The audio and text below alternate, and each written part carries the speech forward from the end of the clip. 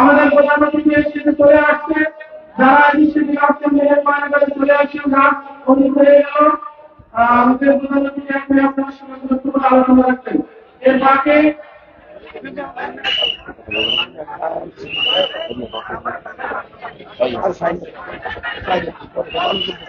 সংগ্রাম উপস্থিতি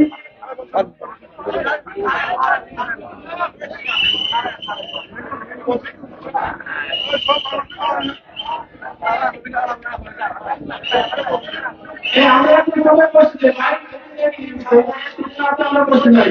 আমি একটি কথা বলি মাননীয় হয়েছে, আমরা আজকে আমাদের সাহেব বা অঞ্চলের মেয়ে অনেক কিছু আগে অনেকটুকু আমরা বিজেপি দিয়ে দেখতে পারবে। আজকের পরিস্থিতি আমি নিজের সাথে পরিষ্কার থেকে আসছি। অনেক সময় বলে ক্যান্সেল করেন। আমি বরিশালের ছেলে, আমার বাড়ি কিন্তু আমি একবার ভর্তি নামতে চেষ্টা করছিলাম যে এমন তুফান এই পরিস্থিতি লটিমতি ছিল। আল্লাহ তাআলা তারপরেও হুজুরকে আমাদের সামনে উপস্থিত করেছে। এত বড় ত্যাগ স্বীকার করে হুজুর আমাদের সামনে উপস্থিত হয়েছে। আল্লাহ তাআলা হুজুরের নেক আর যারা বিভিন্ন সমাজ নিয়ে এরকম কাজ নষ্ট করেছে, আমি বলবো তারা এই ধরনের কাজ বিভিন্ন সময় করবেন না। একটা ব্যক্তি সম্পর্কে না জানি আল্লাহ তাআলা আব্দুল মাহফিলকে হেদায়েতের জন্য কবুল করো। আব্দুল মাহফিল কমিটির পক্ষ থেকে, চাঁদ ইউনিয়নের পক্ষ থেকে হুজুরদের আলোচনা শুভেচ্ছা নিয়ে আমার আলোচনা শেষ করলাম। আসসালামু আলাইকুম ওয়া রাহমাতুল্লাহ।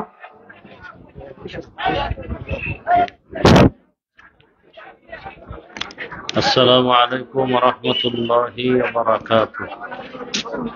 সাউন্ড দাও, কি দাও, বক্স কই? হ্যাঁ, কেন বক্স আনো না কেন? হ্যাঁ, এটা বলতে হইব, বক্স দিতে না?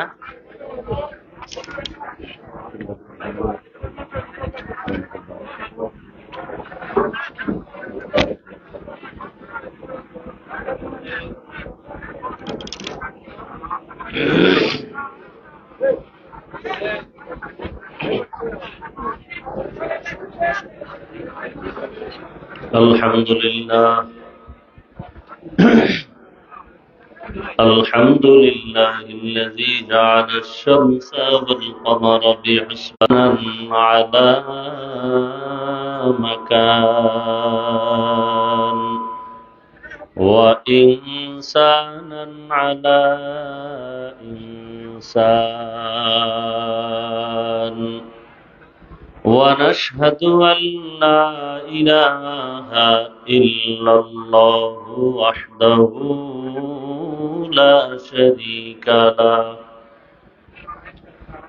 لا ضد له ولا ند له ولا مثل له ونشهد أن سيدنا وسندنا وحبيب ربنا وطبيبنا وطبيب قلوبنا ومولانا محمدا عبده ورسوله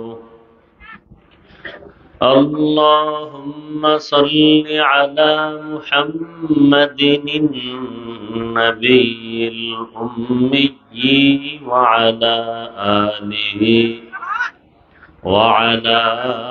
آله وسلم تسليما.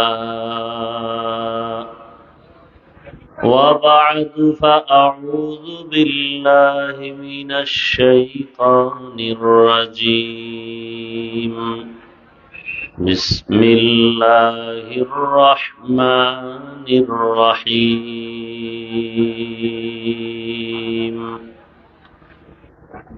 يا أيها الذين آمنوا اتقوا الله ولتنظر نفس ما قدمت لغد واتقوا الله إن الله خبير بما تعملون.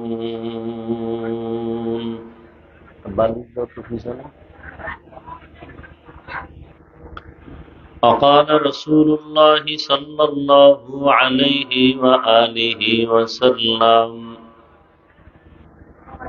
الدنيا سجن المؤمن وجنة الكافر. صدق الله مولانا العظيم وصدق رسوله النبي الأمي الكريم ونحن على ذلك من الشاهدين والشاكرين والذاكرين والحمد لله رب العالمين. سبحانك لا علم لنا إلا ما علمتنا إنك أنت العليم الحكيم. رب اشرح لي صدري ويسر لي أمري واحلل عقدة من لساني يفقه قولي. দুইটা বক্স রাখলে কি ক্ষতি হইতো?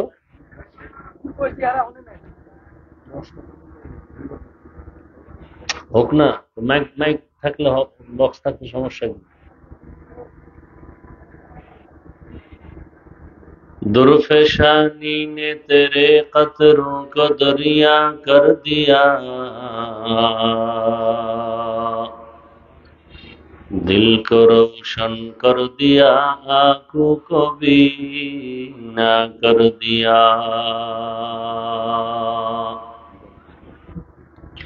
हकीकत खुल जाएगी बवक़्ते इम्तिहान तेरे कि सुस्ती में या मेहनत में गुजारी जिंदगी तूने. मुहम्मद ने आकर कुफर को मिटाया,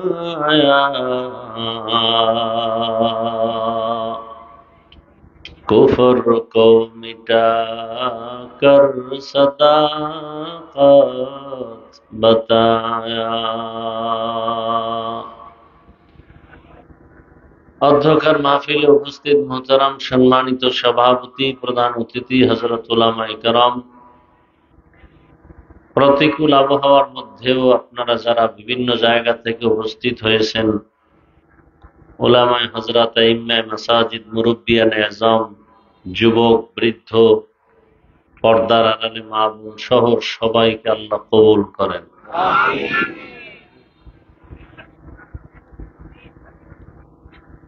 উলামায়ে কেরাম কথা বলেছেন ফাঁকে ফাঁকে, প্রচন্ড বৃষ্টি, আল্লাহ পাকের মর্জির বাইরে কেউ চাইলেও কিছু করতে পারবে না, কেউ পারেও নাই। বরং মুমিনের উচিত আল্লাহ যেভাবে বান্দাকে রাখবেন এর উপরেই আলহামদুলিল্লাহ বলেন। পায় না বালি? হ্যাঁ,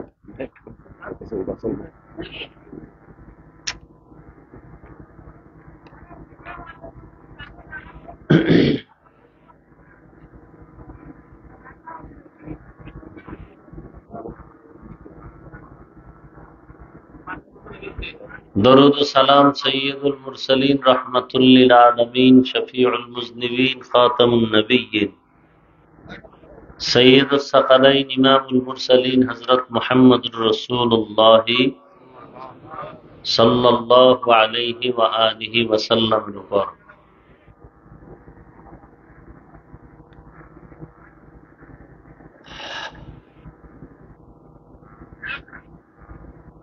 যে আয়াত আমি পড়েছি, আল্লাহ পাক বলেন আলোচনা তো আর ওইভাবে পরিবেশ নেই, দু চারটি কথা সংক্ষিপ্ত আকারে বলে দোয়া করে যাব। আল্লাহ পাক বয়ানের মধ্যেও হেদায়েতের গ্যারান্টি নেই। হেদায়েতের সম্পূর্ণ চাবি আল্লাহর কুদরতের হাতে। আল্লাহ যা চাইছেন আমাদের কল্যাণ, সেটাই আমরা মনে করি। যদি এখনো অনবরত বৃষ্টি চলতো তাহলে এখানে বসার কোনো সুযোগই হতো না। আল্লাহ এতটুকু দিছেন, সেটা আল্লাহ পাকের মর্জি।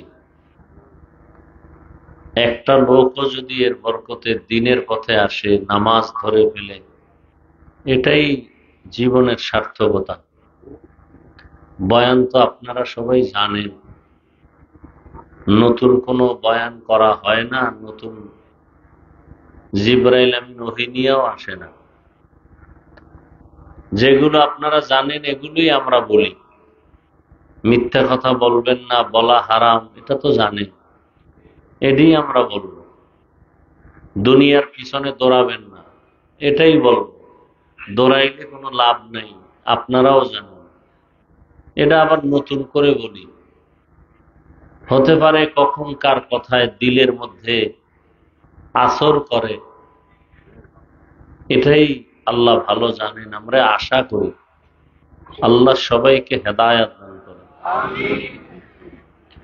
ইয়া আইয়ুহাল্লাযীনা আমানুত্তাকুল্লাহা ওয়াল তানজুর নাফসুম মা কদ্দামাত লিগাদ। আল্লাহ বলেন, হে মুমিন, তোমরা আমাকে ভয় করো তথা তাকওয়া অর্জন করো, এবং তোমাদের ভবিষ্যৎ এক স্থায়ী জীবন আছে, ওই জীবনের জন্য কি সম্বল সঞ্চয় করেছো, ওদিকে তোমরা খুব মনোনিবেশ হও, খেয়াল করো, নজর দাও। ওয়াত্তাকুল্লাহ, আল্লাহ আবার বলেন আমাকে ভয় করো। ইন্নাল্লাহা খাবীরুম বিমা তা'মালুন, নিশ্চয়ই আল্লাহ তোমার সমস্ত খবর সম্পর্কে অগ্রিম অবগত বা অগ্রিম জানেন। নবীজি বলেন, আদ-দুনিয়া সিজনুল মুমিন ওয়া জান্নাতুল কাফির। দুনিয়াটা মুমিনদের জন্য জেলখানার মতো, বেঈমানের জন্য শান্তির স্থান বালাখানার মতো। দুনিয়াতে যত শান্তি বেঈমানরা পাবে, মরণের পরে কষ্ট শুরু হবে আর শেষ নেই। দুনিয়াতে যত কষ্ট মুমিনরা করবে, মৃত্যুর পরে শান্তি শুরু হবে আর শেষ হবে না। তাহলে দুনিয়াতে শান্তি, পরকালে কষ্ট, বেঈমান দুনিয়াদারের জন্য। দুনিয়ায় কষ্ট, পরকালে শান্তি একুরেট যারা মুমিন তাদের জন্য। এটা বুঝাইতে গিয়া রাসূল মুমিনদেরকে জেলখানার সাথে তুলনা করেছেন। নবীজি জেলখানার সাথে তুলনা দিলেন কেন মুমিনকে? এর সংক্ষিপ্ত কথা হলো, দুনিয়ার মানুষ কেউ জেলখানায় যেতে চায় না। কি আপনারা জেলখানায় যেতে চান? কেউ চায় না। বরং জেল হাজতের কথা শুনলেও ভয় লাগে। ঠিক যারা আসল মুমিন, পিছনে দাও, পিছনে কি আকল যে আল্লাহ তোমাকে দিল, মনে কিছু ঠান্ডা দিকে আবার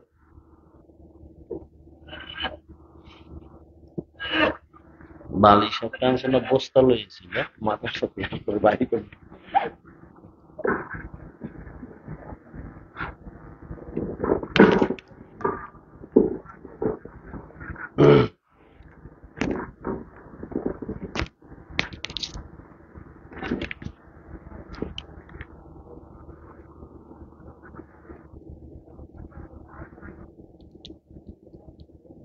দেরি থইব না, একটু লাইনম্যান কইরা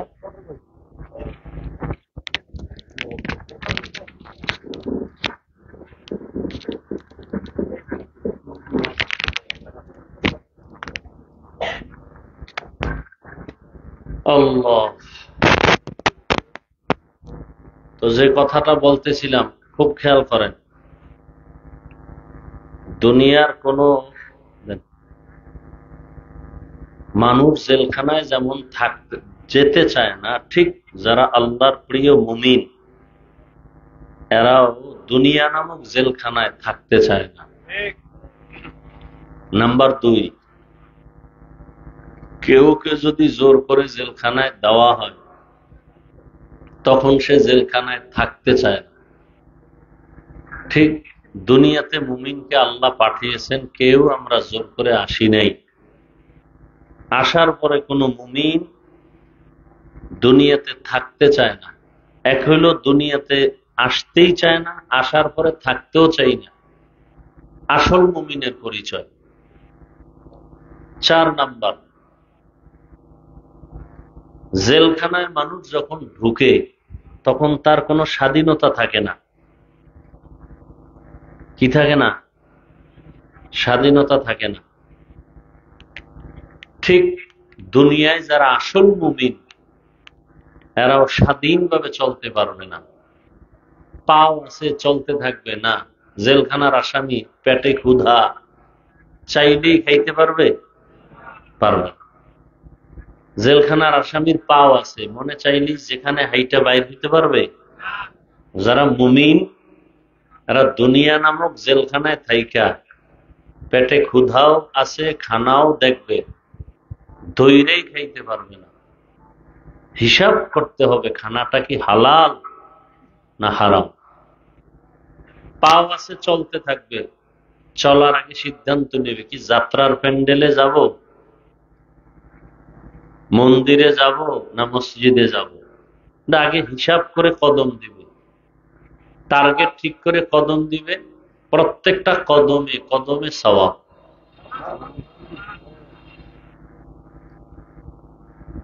এক কথায় সহজ, দুনিয়াতে মুমিন থাকবে মুসাফিরের মতো। নবীজি বলেন, কুন ফিদ দুনিয়া কাআন্নাকা গরীবুন আও আবিরু সাবিল। দুনিয়াতে তুমি এমন অবস্থায় থাকো যে তুমি গরিব, অসহায়, অথবা তুমি মুসাফির। এখান থেকে ঢাকা গেলেন 2-3 দিন থেকে চলে আসবেন। কেউ কি বাড়িঘর নিয়ে যাবে? সামান্য কিছু কাপড় নিয়ে যাবে। তাহলে আমরা আসছি দুনিয়াতে, আবার চলে যাব জান্নাতে, আমাদের মূল জায়গা। এখানে বাড়িঘরের চিন্তা নাই, যতটুকু পাই আলহামদুলিল্লাহ, পাবো না তাতেও আলহামদুলিল্লাহ। আমার আসল বাড়ি জান্নাত। এই জন্য জমিন আল্লাহ বানানোর পরে প্রথমে একটা ঘর বানাইছেন বাইতুল্লাহ। পৃথিবীটা বানানোর পরে কি বানাইছেন? মুফাসসিরিন ইকরাম বলছেন আল্লাহ পাক জমিন বানাইয়া ওই ঘর বানাইছেন, আর কিছু এই মুহূর্তে ছিল না। আর সেই ঘরটা হেদায়েতের ঘর, ইবাদতের ঘর, না বসবাসের ঘর? হেদায়েতের ঘর। এই জন্য বাইতুল্লাহর দিকে তাকাইলেই সওয়াব, তাকাইলেই সওয়াব। যতক্ষণ তাকায় থাকবে ততক্ষণ সওয়াব। কিছু পড়বে না, এমনি তাকায় থাকবে, অনবরত শুধু সওয়াব আর সওয়াব। হেদায়েতের ঘর। নবীজি বলেন, কেউ যদি বাইতুল্লাহ জিয়ারত করে বের হয় তাহলে সে কেমন বের হলো? রাজাআ কায়াউমিন ওয়ালাদাতহু উম্মু। সে যেন বাচ্চা আজকে প্রসব করলে যেমন নিষ্পাপ, বাইতুল্লাহ থেকে যে সফর করে জিয়ারত করে বের হয় সে ওই বাচ্চার মতোই নিষ্পাপ বের হয়।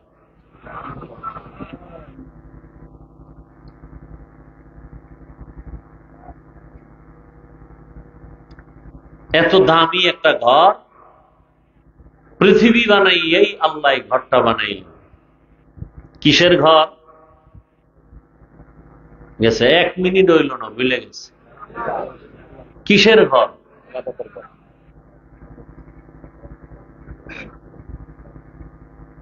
ওটাও আল্লাহর ঘর। আপনাদের মেহেন্দিগঞ্জের কেন্দ্রীয় মসজিদ, এটা কার ঘর? আল্লাহর ঘর। দুনিয়ার সব মসজিদ কার ঘর? আল্লাহর ঘর। কিন্তু কোন মসজিদের দিকে তাকাইলে সওয়াব আছে? বাইতুল্লাহর দিকে তাকাইলে সওয়াব কেন? আল্লাহ পাক ওটাকে নিজে নিসবত লাগায় বলছেন এটা আমার ঘর। মেহেন্দিগঞ্জের মসজিদকে আল্লাহ ডাইরেক্ট বলেন এটা আমার ঘর। জমিনের মধ্যে অনেক মখলুক আল্লাহ বানাইছেন। উট উটনি বানাইছেন। কে বানাইছেন? আল্লাহ সালেহ আলাইহিস সালামের উটনিকে বলছেন এটা আমার উটনি।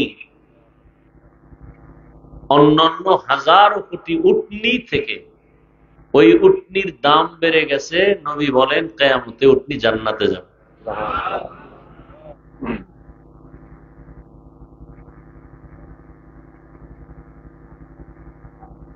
আল্লাহ তো বাইতুল্লাহ হেদায়াতের ঘর বানাইলেন, ইবাদতের ঘর বানাইলেন। অথচ ওই বাইতুল্লাহ বানানোর পরে জমিন আবাদ করার জন্য প্রথমে পাঠাইলেন জিন। আল্লামা ইবনে কাসির রাহমাতুল্লাহ আলাইহি বলছেন না, জিনের আগেও প্রাণী ছিল, আলহিন আলবিন। এরপরে আসছে ফেরেশতা। তাহলে জিনের জন্য তো আল্লাহ ঘর বানান নাই, ফেরেশতার জন্য ঘর বানান নাই। ফেরেশতাদের কাবা আছে 7 আসমানের উপরে, বাইতুল মামুর নূরের ঘর। তাহলে এটা বানাইছেন মানুষের জন্য।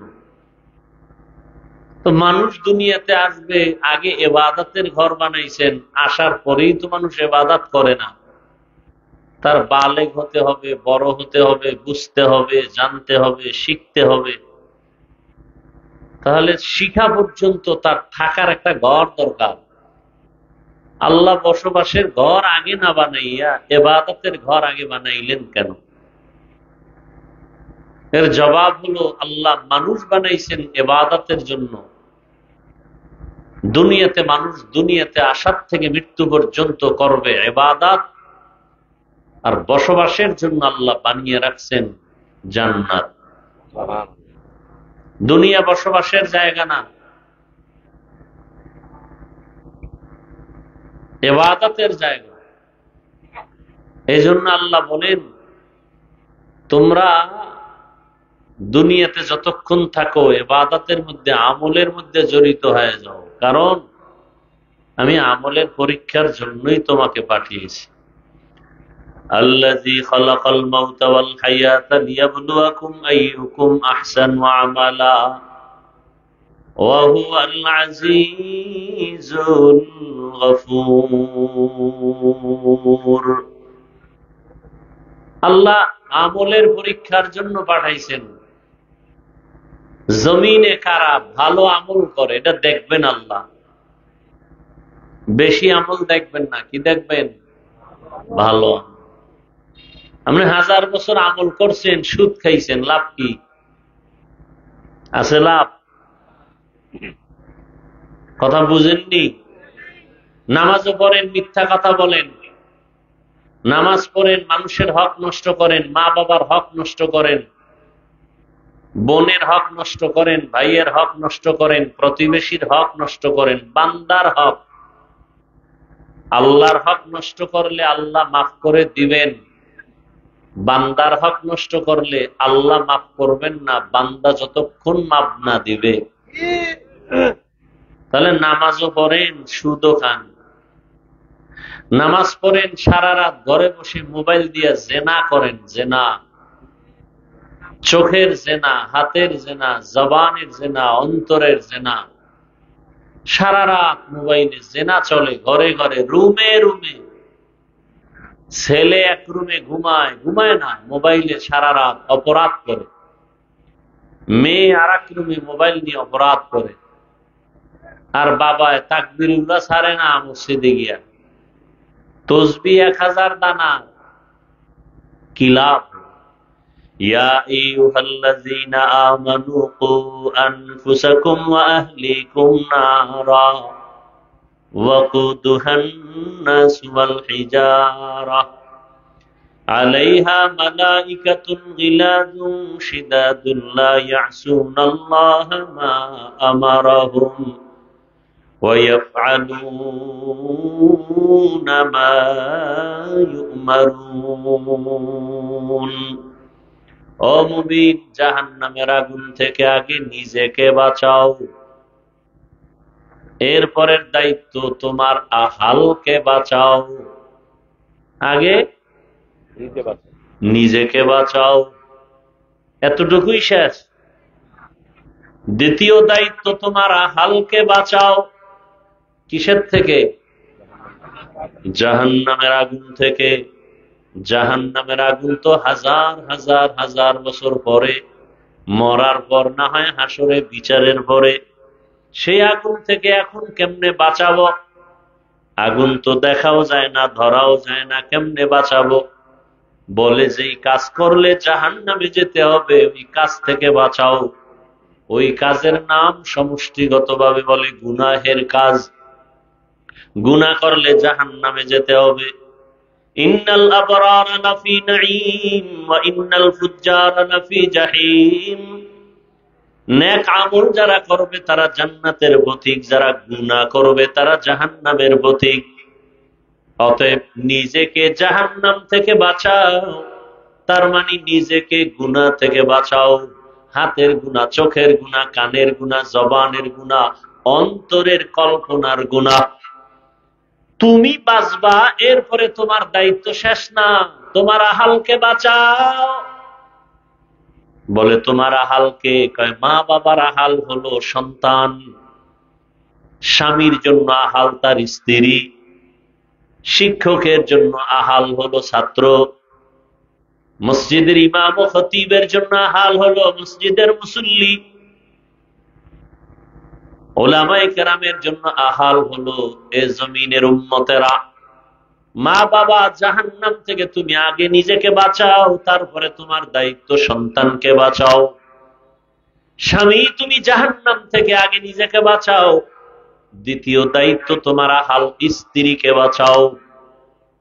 ইমাম ও খতিব জাহান্নাম থেকে নিজেকে আগে বাঁচাবেন, তারপরে মুসল্লিদেরকে বাঁচাবেন। ওলামায়ে কেরাম জাহান্নামের আগুন থেকে নিজেকে আগে বাঁচাবেন, তারপরে উম্মতকে বাঁচাবেন। এখন আমি আলেম, আমার দায়িত্ব উম্মতের উপরে আছে না নাই? আমি বাবা, আমার দায়িত্ব সন্তানের উপর আছে না নাই? আমি বিবাহিত পুরুষ, আমি স্বামী, আমার স্ত্রীর উপরে দায়িত্ব আসেনি? আছে। আমি মসজিদের ইমাম ও খতিব, মুসল্লিদের উপরে আমার দায়িত্ব আসেনি? আছে। তাহলে এক মানুষ কত দায়িত্ব মাথায়? জাহান্নাম থেকে আগে নিজেকে বাঁচাও, আহালকে বাঁচাও। অনেকে নিজে নিজে জাহান্নাম থেকে বাঁচতে পারছে, আহালকে না বাঁচানোর কারণে কিয়ামতের দিন বহু তাবলীগওয়ালা, বহু পীর সাহেবের ভাগরিওয়ালা মুরিদ, বহু হাজী সাহেব নিজে নিজে জিকির আজকার করিয়াও জাহান্নামে যাবে সন্তানের গুনার কারণে। আসতে বলেন কেন? বহু তাবলীগওয়ালা, বহু পাগড়িওয়ালা দরবেশ, ছেলের গালে দাড়ি নাই, কথা বলেন না কেন? সুদের টাকায় ব্যবসা করে, মাইয়া বেপরদায় কলেজে দৌড়ায়।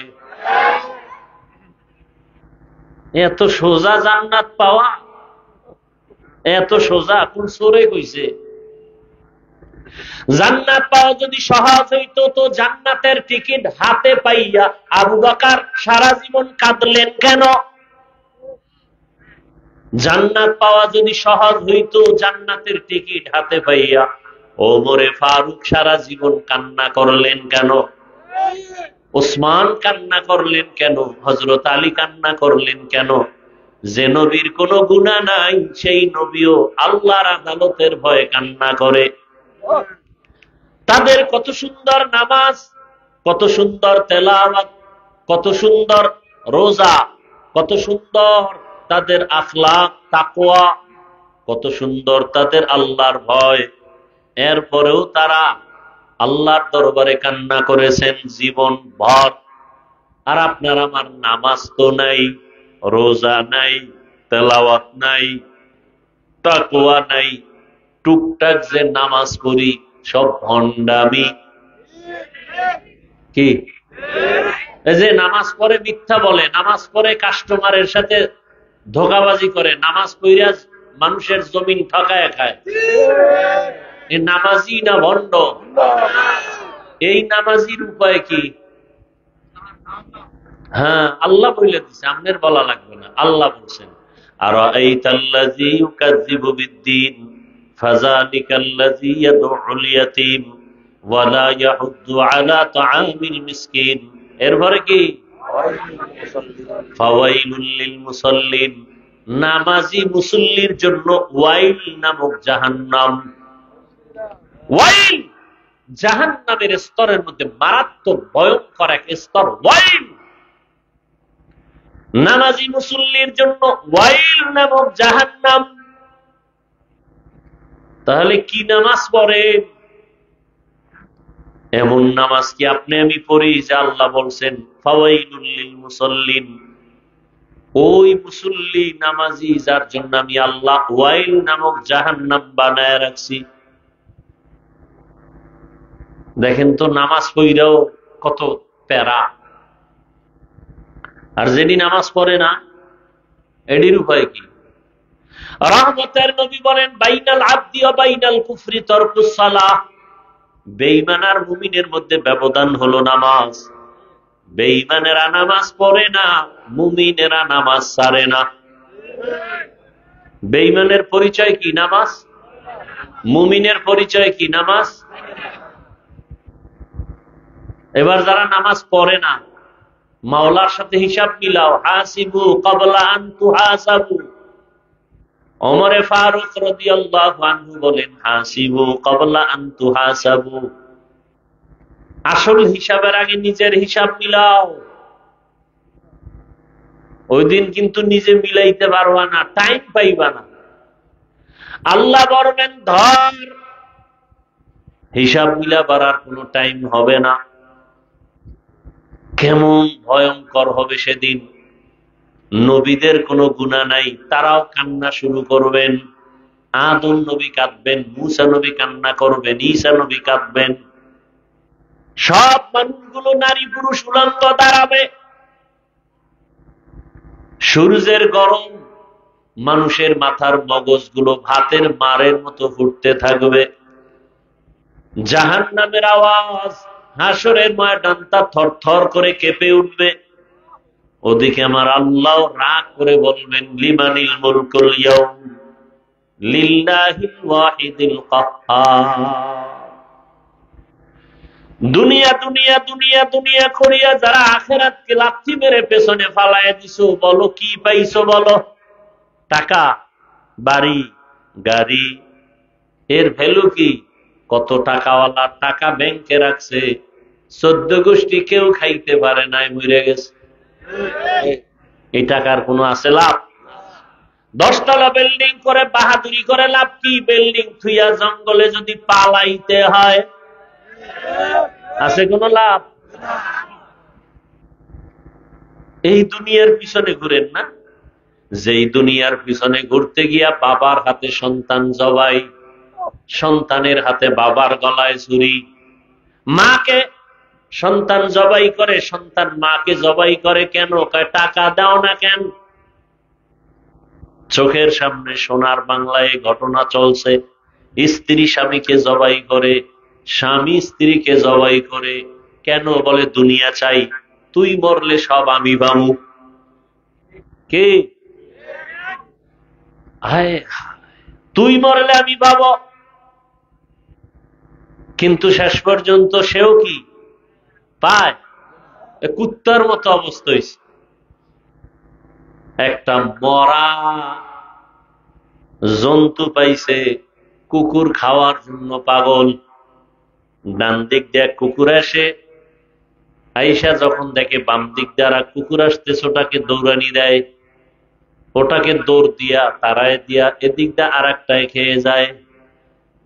কি এজন্য হযরত আলী রাদিয়াল্লাহু তাআলা আনহু বলেন, আদ-দুনিয়া জিফাতু ওয়া তুল্লাবুহা কিলাব। দুনিয়া হলো একটা মরা জন্তুর মতো, এর পেছনে যারা দৌড়ায়, আলী বলেন এরা কুত্তা।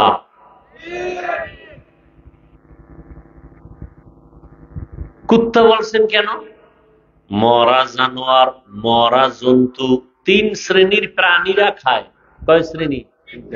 মরা গরু দেখলে কুকুরে খায়, শিয়ালে খায়, শকুনেও খায়। হযরত আলী শকুনের কথা বলেন নাই, শিয়ালের কথা বলেন নাই, কির কথা বলছে? কুত্তার কথা বলছে। কেন? কুত্তা বড় খারাপ।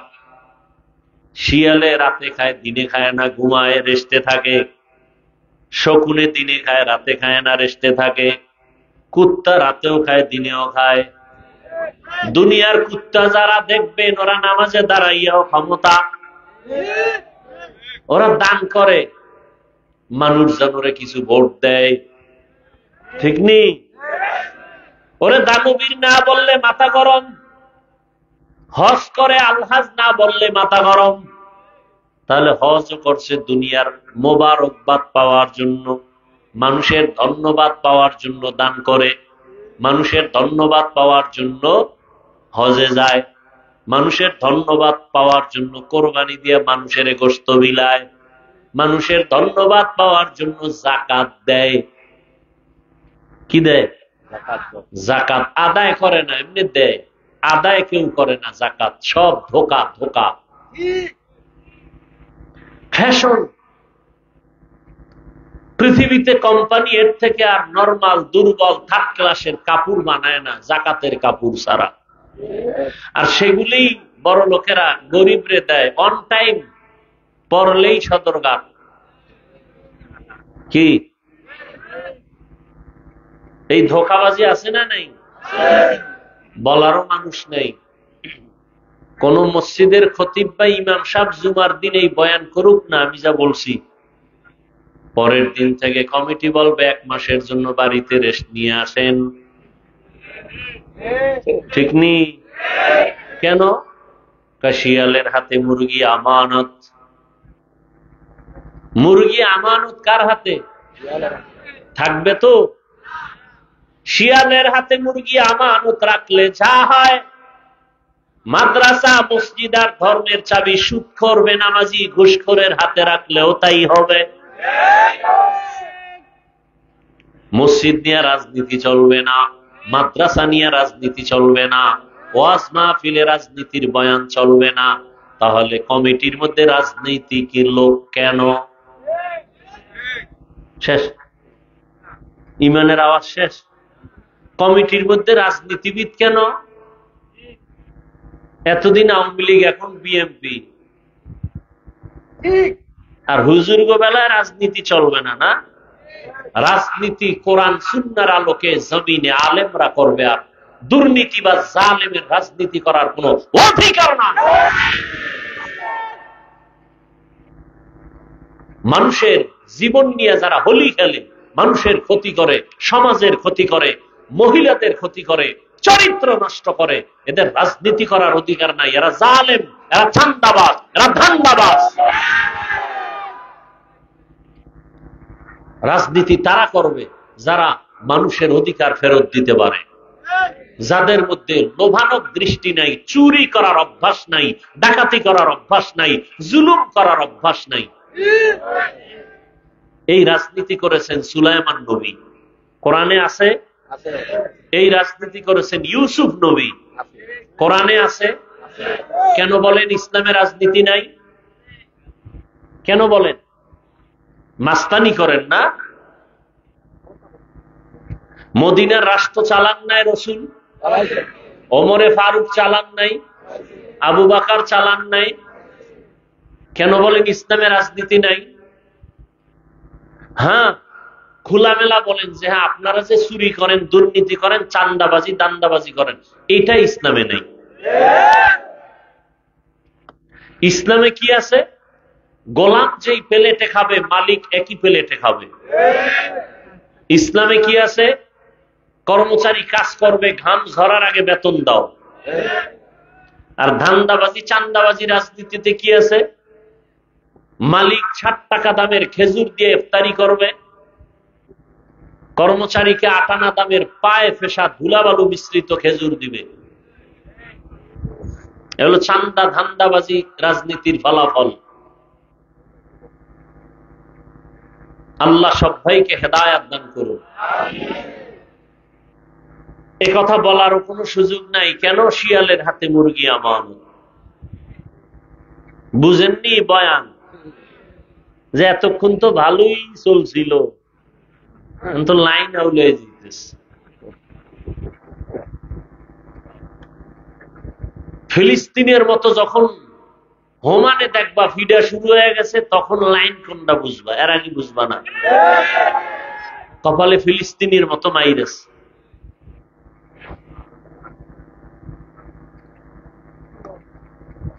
বেঈমানেরা গালি দিয়ে লাভ কি? ঘরে ঘরে কি অপরাধ গুলো চলতেছে। হাজী সাহেবের ছেলে, পীর সাহেবের মুরিদের ছেলে, তাবলিগওয়ালার ছেলে, বিয়া শাদীর মধ্যে গায়ে হলুদের অনুষ্ঠান চলে, ডেক সেট বাজায়, গানের আওয়াজে বাড়ি এলাকা গরম বানায় ফেলায়। কার বিয়া? হাজী সাহেবের মাইয়ার বিয়া। টাটকা হাজি, ভিআইপি প্যাকেজের হাজি, গায়ে হলুদ চলতেছে। তাবলিগওয়ালা পীর সাহেবের মুরিদ মাইয়া ফলার বিয়া, যৌতুক চলতেছে, গায়ে হলুদ চলতেছে, গান বাজনা চলতেছে। এরপরে কি জানি কমিউনিটি সেন্টারে খানার আয়োজন, নারী পুরুষ সমান অধিকার চলছে সেখানে।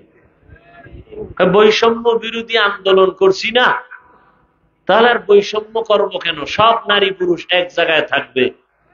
আমার আহলে হাদিস ভাইরা তো এই জন্যই আগের থেকে বৈষম্য এক জায়গায় করার জন্য বলছে, পুরুষ মসজিদে নামাজ পড়বে, নারীরাও মসজিদে নামাজ পড়বে। পুরুষ যেমন পাও ছড়ায় খারাপে নামাজে, মহিলারাও খারাপে, বৈষম্য থাকা যাবে না। কিছুদিন পরে কইব যে মহিলারা বাচ্চা নেয়, পুরুষেরও নিতে হবে, নাইলে পেট ফাইরা ঢুকাও। বৈষম্য করা যাবে না। গজবে ধরছে এই জাতির কপাল, গজবে ধরছে, পচন ধরেছে, পচন। বৈষম্য। আল্লাহ হেদায়াত দান করুন। কোরআন শরীফে আল্লাহ বলছেন, মা তাশতাহি আনফুসুকুম, জান্নাতে গিয়া যা চাইবে তাইবে। কোরআনের আয়াত না? এক চোরায় খারায় কয় ওখানে আকিস বিড়ি ভামুনি। যারে প্রশ্ন করছে ঠেড়া মার্কা হুজুর, জবরদস্ত ওলিয়ে কামেল শাহ আতাউল্লাহ বুখারী রহমতুল্লাহ আলাইহি, তাকে প্রশ্ন করছেন, জান্নাতে যা চাবো তাই পাবো, বিড়ি ভামুনি? হুজুর জবাব দিলেন, হ্যাঁ বিড়ি পাবা, তবে বিড়ির মধ্যে আগুন লাগবে, নিকা লাগবে, আগুন নিতে জাহান্নামে যেতে হবে। কেন? এই বিড়ি লাগবে না। তাহলে জান্নাতে যা চাইবে তাই পাইবে, তার ব্যাখ্যা কি? সরকার বলল গোটা দেশের মানুষকে আমার কাছে যা চাইবা তাই পাইবা। আপনাদের এলাকার কেউ যদি বলে আমাকে স্বরাষ্ট্রমন্ত্রী বানাও, হবে? আপনার যতটুকু বাউন্ডারি আছে, সীমাবদ্ধতা আছে, ওই সীমাবদ্ধতার মধ্যে থেকে যা চাইবেন তাই পাইবেন।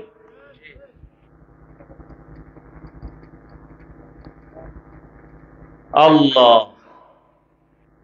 তো আল্লাহ বলছেন, ও মানুষ, পরকাল জীবন তোমার স্থায়ী, সেই দিকে কি অর্জন করছো হিসাব মিলাও। এই দুনিয়া কিছুই না। মশার পাখার দামের মূল্য দুনিয়ার দাম আল্লাহর কাছে নেই। তাহলে এই দুনিয়াতে আল্লাহ পাঠাইলেন কেন? কয় সামান্য জরুরত সেইরা চলে আসবা, দুনিয়ায় তোমাকে থাকার জন্য পাঠাই নাই। এই জন্য পয়গম্বরের এক সাহাবী আবু যর গিফারী রাদিয়াল্লাহু আনহু জীবনে ঘর সংসার করেন নাই। আল্লাহর মহব্বতে সিলেটের জমিনে ঘুমন্ত ওলিয়ে কামেল শাহজালাল রাহমাতুল্লাহ আলাইহি জীবনে বিয়া করে নাই, আল্লাহর মহব্বতে জীবন কাটায় দিছেন। বসরা এলাকার রাবেয়া নামের মহিলা জীবনে বিবাহের সংসারে যান নাই, আল্লাহর মহব্বতে কাটায় দিছেন। দুনিয়া কিছুই না রে বাবা, সবার জন্য এটা বাধ্যতামূলক না, তা মানি হলো দুনিয়া ছাড়া চলা যাবে না, তবে দুনিয়া যেন তোমার শরীরের মধ্যে আক্রমণ না করে। قال رسول الله صلى الله عليه وآله وسلم الدنيا خلقت لكم وأنكم خلقتم للآخرة। দুনিয়া তোমার আমার গোলাম, আল্লাহ তোমাকে আমাকে বানাইছেন আল্লাহর গোলাম। যারা আল্লাহর গোলাম হয়েছেন গোটা দুনিয়া তাদের গোলাম হয়ে গেছে। মেহেন্দিগঞ্জের মানুষ, তুই জঙ্গলের বাঘের ভয় করো, কিন্তু এমন মানুষ জমিনে ছিল বাঘ তাদের ভয় করছে। তুমি কেমন মানুষ, সাপ দেখলে ভয় পাও, আর তারা কেমন মানুষ, সাপ তাদের দেখলে ভয় পায়। নদীর মধ্যে পানি নাই, অনেক বছর হয়ে গেল, এলাকার মানুষ ওই জমানার আল্লাহর প্রিয় বান্দার কাছে সবাই চলে গেলেন, হযরত আমাদের এলাকার নদী শুকনা, পানি নাই, কি করতে পারি পরামর্শ দেন। আল্লাহর প্রিয় বান্দা চিঠি লেখা শুরু করলেন। চিঠির মধ্যে কি লেখছেন তিনি জানেন, আল্লাহ জানেন। চিঠিটা লেখা সিলপিল মাইরা লোকদের কয়, যাও চিঠিটা গিয়া শুকনা নদীর মধ্যে ফেলে দিও। আল্লাহর বান্দার লেখা চিঠি গিয়া শুকনা নদীর মধ্যে ফেলে দেওয়া মাত্র দীর্ঘ বছর পর্যন্ত যেই নদীর মধ্যে পানি নাই, ওই নদীতে চিঠি ফালানো মাত্র পানির জোয়ার শুরু হয়ে গেছে। এটা কেমনে সম্ভব? এটা গাঁজাখুরি কথা। শুকনা নদীতে পানি নাই, একজনে চিঠি লেখা পাঠায় দিছে, আর চিঠি নদীর মধ্যে ফেলা মাত্র পানি আসছে। এটা কেমন গাঁজাখুরি কথা? একজনে কয় ঘটনাটা ঘটাইছে কে? কয় বাংলাদেশের একজন পীর সাহেব। কয় ট্রিপল কাফের। কেমন কাফের? কথা কন না কেন? কয় না না না না, পীর সাহেব না। কে? তাবলীগের এক মুরব্বী। কয় ডবল কাফের। কয় না না, তাবলীগের মুরব্বী না। কে ঘটাইছে? কয় দেওবন্দের এক হুজুর। কয় সিঙ্গেল কাফের। কয় না না, দেওবন্দের হুজুর না। তাহলে শুকনা নদীর মধ্যে চিঠি দিয়া পানি আনাইছে কে? এই গাঁজাখুরি কামটা কে করলো? খুঁজতে খুঁজতে খুঁজতে খুঁজতে গিয়া দেখে কয় কামটা ঘটাইছে সাধারণ কোন বান্দা না, রহমতের নবীর হাতে গড়া সাহাবী ওমরে ফারুক রাদিয়াল্লাহু আনহু। এইবার কি কইবা? ওমরে ফারুক কামটা ঘটায় দিলেন, কি বলবা বলো? এক বেয়াদব কয় ওমরে ফারুকের মধ্যে ভেজাল। আমি ঢাকায় বলেছি, যারা ওমরে ফারুকের বিরোধিতা করবে আর বলবে সে বেদাতি ভেজাল, আমি বলবো তার 14 গোষ্ঠী শুদ্ধ সব ভেজাল। সাহাবায়ে কেরামের বিরুদ্ধে যারা কথা বলে এরা বেয়াদব। এরা কি? চূড়ান্ত বেয়াদব, নিকৃষ্ট বেয়াদব। সাহাবায়ে কেরামদের বিরুদ্ধে যারা বলবে, যারা লেখবে, এরা চূড়ান্ত বলেন,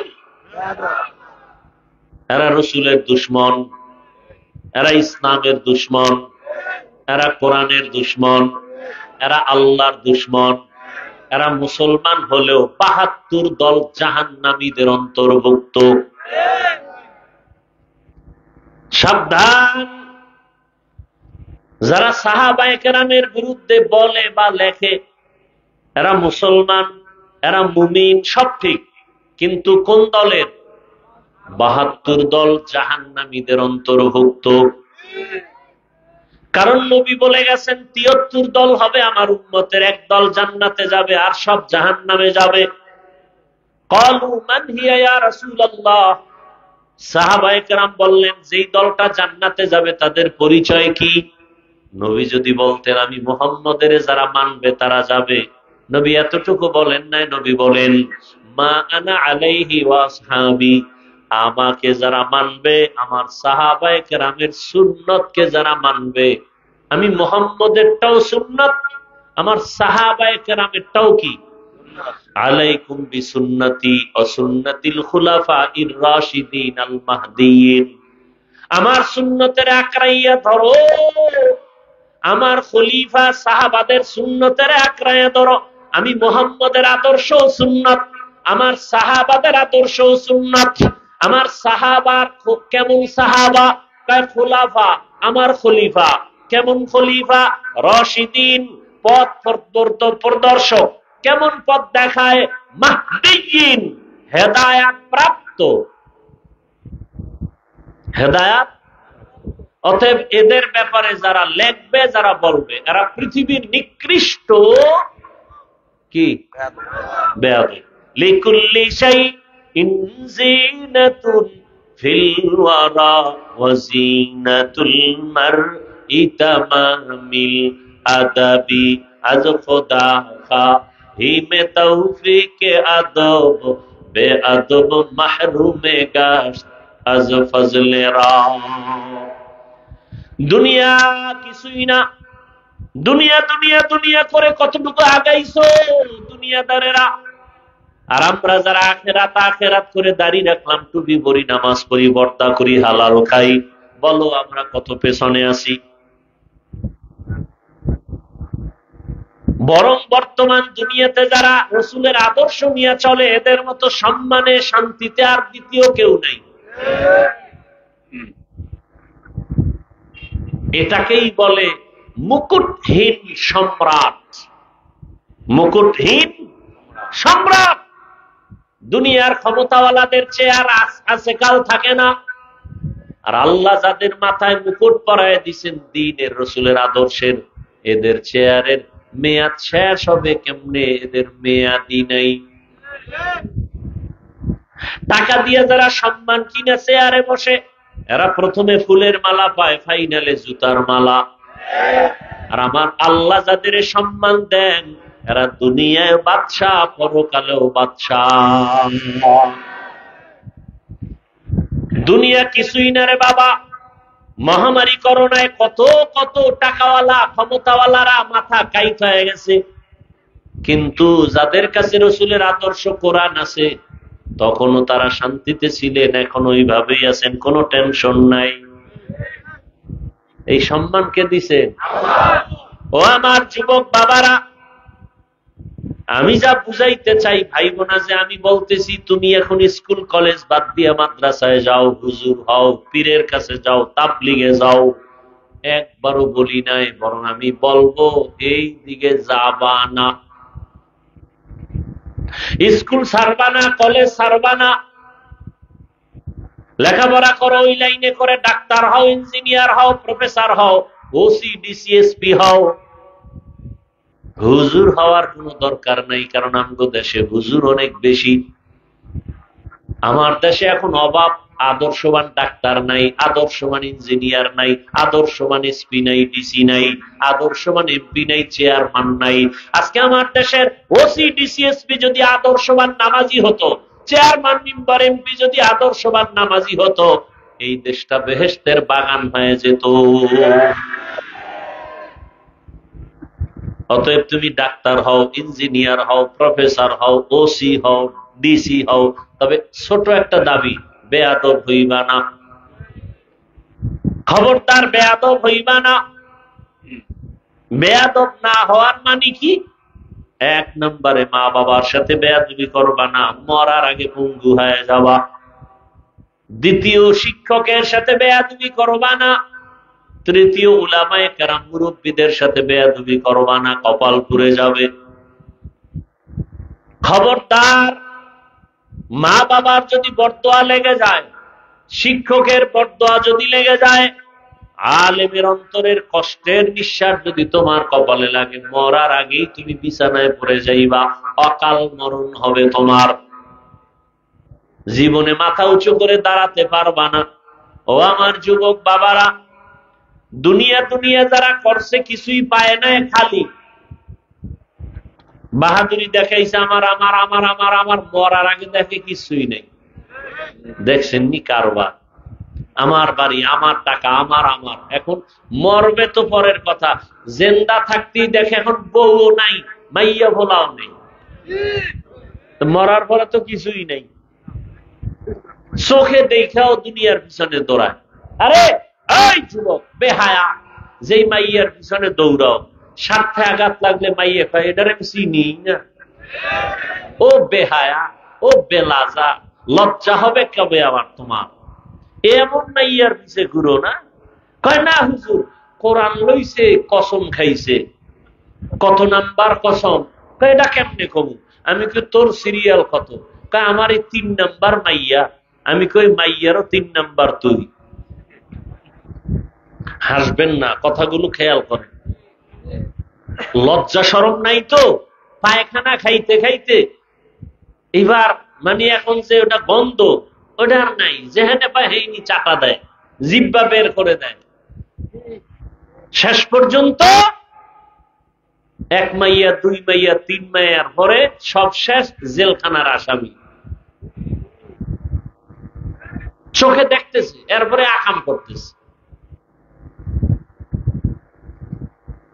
তাহলে দুনিয়া দুনিয়া যারা করলো, শেষ ফল চোখের সামনে কিছুই তো পাইল না। এই জন্য আখেরাতের হিসাব মিলাও। আর আখেরাতের হিসাব মিলাইতে গিয়ে তোমার স্কুল ছাড়া লাগবে না, কলেজ ছাড়তে হবে না। তোমার মতো যুবক স্কুল কলেজে পড়ে, চাকরি করে, ব্যবসা করে, 5 ওয়াক্ত নামাজ পড়ে নাই, বাস আর ওয়াজের দরকার নেই। এই কথাটাই তোমার স্বর্ণাক্ষরে অন্তরে ঢুকাও, ঘরের দরজায় টানাও। আমার মতো জেনারেল লাইনের যুবক যদি স্কুলে পড়ে নামাজ পড়ে, আমার কপাল কেন খারাপ? কার বরদোয়া লাগছে কপালে, আমি কেন পারি না? আমার মতো যুবক ইঞ্জিনিয়ার, ডাক্তার, প্রফেসর নামাজ পড়ে, আমি পারি না কেন? আমার কপালে কার অভিশাপ লাগলো? আমার মতো যুবক র্যাব, আর্মি, পুলিশ, বিডিআরের চাকরি করে, নামাজ পড়ে, দাড়িওয়ালা, আমি পারি না কেন? আমার কপালে কার অভিশাপ লাগলো? আমার মতো যুবক জেনারেল লাইনে থাইকা রাস্তায় গাড়ি চালায়, নামাজ ছাড়ে না, নদীতে মাছ ধরে, নামাজ ছাড়ে না, কৃষি কাজ করে, নামাজ ছাড়ে না, তুমি পারো না কেন? অবশ্যই তোমার কপালে কারো বরদোয়া লাগছে। এই জন্য বলছি, ডাক্তার হও, বেয়াদব হইও না। ইঞ্জিনিয়ার হও, বেয়াদব হইও না। যদি বেয়াদব হও, তাহলে তাসলিমার মতো জুতার বাড়ি খেয়ে পালাতে হবে। তাসলিমা নাসরিন এমবিবিএস ডাক্তার, এরপরও বোরকা পরে পালাইলো কেন? চূড়ান্ত বেয়াদবি করার কারণে। খুব সাবধান। ডাক্তার হও, ইঞ্জিনিয়ার হও, আদর্শবান, মা বাবার দোয়া নিয়া, শিক্ষকের দোয়া নিয়া, আলেমের দোয়া নিয়া, শুধু মেহেন্দিগঞ্জ না, সম্মান হবে গোটা দেশ জুড়ে। আল্লাহ পারেনি? বিশ্বাস নাই? তাহলে চরিত্র ঠিক করো। কবি নজরুল মরে গেছে, তাকে স্মরণ করো শ্রদ্ধার সাথে, ঠিক না? তোর মতো আকাম করলে মোবাইল নিয়ে সারা রাত কবি নজরুল হতে পারত না। আজকে মরিয়া গেল, সবাই তাকে আপন করে হৃদয়ে রাখছে, জানে না কবি নজরুলের বাবাকে, মাকে, বাড়ি কই, চেহারা কেমন, কিন্তু হৃদয়ে জায়গা করে নিয়েছে কবি নজরুল একমাত্র সুন্দর চরিত্রের কারণে। তুমি মরে যাও, ফলাফল কি তোমার? তুমি মরে গেলে ফলাফল কি? তোমাকেও স্মরণ করবে মা বাবা। একটা বালা গেছি গা, ওর চরিত্র এত খারাপ, ও মরছে, বিপদ থেকে বাঁচলাম, কারণ ওর চরিত্রের কারণে সমাজে মুখ দেখাইতে পারি না। এই অভিশপ্ত কপাল নিয়ে জন্ম নিয়েছ। তুই মরে গেলে তোর মা খুশি, তোর বাপ খুশি, এমন কপাল নিয়ে জন্ম নিয়েছ, লজ্জা করে না?